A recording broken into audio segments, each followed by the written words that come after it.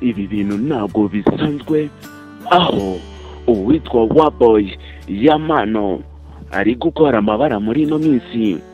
Benshi tukibaza ngo aya mabara se Yamano ari gukora, ibi ntabwo bigaragara nko gusebya abanyarwanda, umuco w'abanyarwanda, akaba yafatirwa ibihano na rebo.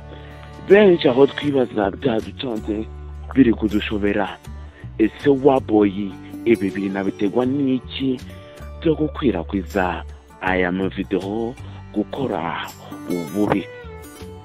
Benshi dukomeje gutungurwa kubwo n'ibi bintu Yamano arimo gukora muri ino minsi.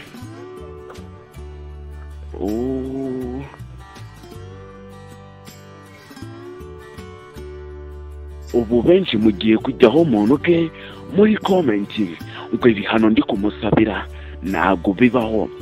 Yamano agomba kwigwaho akagabanya kwandagaza umuco w'abanyarwanda. Ibintu ntabwo bisanzwe pe. Yamano iyi ni nk'inshuro ya kangahe avugwa kuri ibi bintu?